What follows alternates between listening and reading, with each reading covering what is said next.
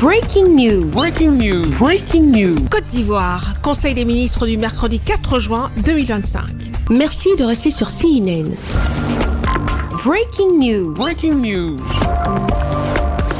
Le mercredi 4 juin 2025, un conseil des ministres s'est tenu de 11h à 14h15 au palais de la présidence de la République à Abidjan, sous la présidence de son Excellence M. Alassane Ouattara, président de la République de Côte d'Ivoire, chef de l'État. Qui d'entrée a demandé aux ministres une salve d'applaudissements pour leur collègue, Mme Nialé Kaba, ministre de l'économie, du plan et du développement. Applaudissements à notre petite, à ma fille, Kaba Nialé.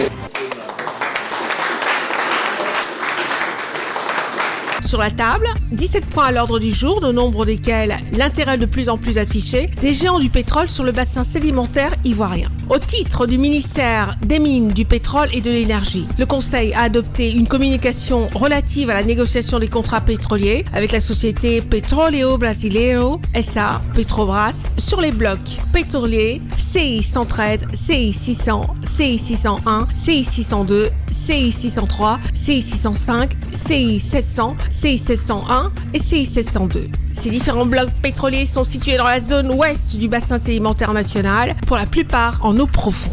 Le Conseil a donné son accord pour la négociation de contrats pétroliers avec Petrobras, qui manifeste un grand intérêt pour les blocs susmentionnés, suite aux récentes campagnes de promotion du bassin sédimentaire ivoirien menées par le gouvernement aux États-Unis d'Amérique. L'arrivée de Petrobras dans le paysage ivoirien des hydrocarbures, avec son expérience reconnue en matière d'opérations pétrolières en eau profonde, permettra de valoriser davantage la marge ouest africaine du bassin sédimentaire national encore peu exploité. Au titre du ministère de l'économie, du plan et du développement, en liaison avec le ministère des Mines, du Pétrole et de l'Énergie et le ministère des Finances et du Budget, le Conseil a adopté un décret portant création, attribution, organisation et fonctionnement du Comité national de suivi et d'évaluation du Pacte national énergie. Au-delà des progrès importants enregistrés ces dernières années dans les domaines de la production et de la fourniture d'électricité, le gouvernement ambitionne d'atteindre un taux de desserte de 100% à l'horizon 2030.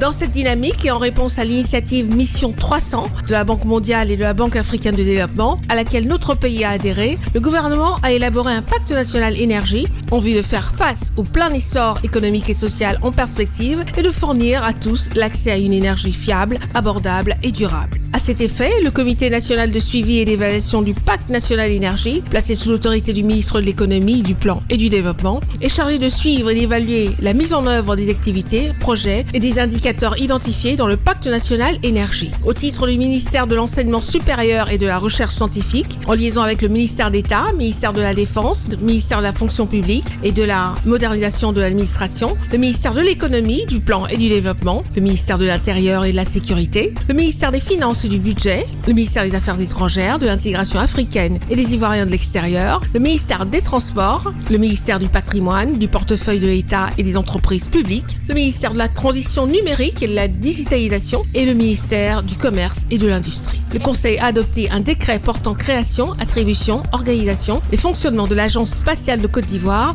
ASCI, et une communication y afférente. L'ASCI est un établissement public administratif à caractère scientifique et technologique créé dans le cadre de l'exploitation et de l'utilisation pacifique de l'espace.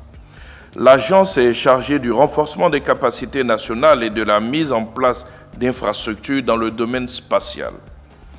L'étendue de ses activités couvre les piliers essentiels d'application du spatial, à savoir l'observation de la Terre, la météorologie spatiale, l'astronomie, l'exploration spatiale, ainsi que la navigation et la communication par satellite en vue de répondre efficacement aux enjeux de développement économique du pays, de sécurisation du territoire national et de protection de l'environnement. Au titre du ministère des Affaires étrangères, de l'intégration africaine et des Ivoiriens de l'extérieur, en liaison avec le ministère des Mines, du Pétrole et de l'Énergie et le ministère des Finances et du Budget, le Conseil a adopté un décret portant ratification de l'accord de prêt d'un montant total de 103 300 000 euros, soit un montant de 67 760 358 100 francs CFA, répartis en un crédit de tranche A, entre parenthèses numéro 7708 CI d'un montant de 3 100 000 euros et d'un crédit de tranche B numéro 7694 d'un montant de 100 200 000 euros conclu le 13 mars 2025 entre l'Association internationale de développement AID et la République de Côte d'Ivoire pour un financement de projet d'interconnexion WAPP Ghana-Côte d'Ivoire phase 1B du programme régional de marché de l'électricité en Afrique de l'Ouest dans le cadre d'une approche programmatique multiphase. Le projet vise à accroître les échanges d'électricité entre le Ghana et la Côte d'Ivoire et à améliorer le réseau électrique ainsi que le fonctionnement du marché du système d'échange d'énergie électrique ouest-africain. Il prévoit la construction d'infrastructures résilientes aux effets du changement climatique entre le poste électrique de Dunkwa 2 dans la région centrale du Ghana et le poste électrique de Bingerville dans le district autonome d'Abidjan. Les infrastructures électriques prévues comprennent notamment une ligne de transport d'électricité transfrontalière à haute tension avec des équipements de téléconduite et de transmission à fibre optique. Au titre du ministère des Affaires étrangères, de l'intégration africaine et des Ivoiriens de l'extérieur, en liaison avec le ministère des Finances et du Budget et le ministère de Commerce et de l'Industrie, le Conseil a adopté un décret portant ratification du contrat de financement numéro FI 97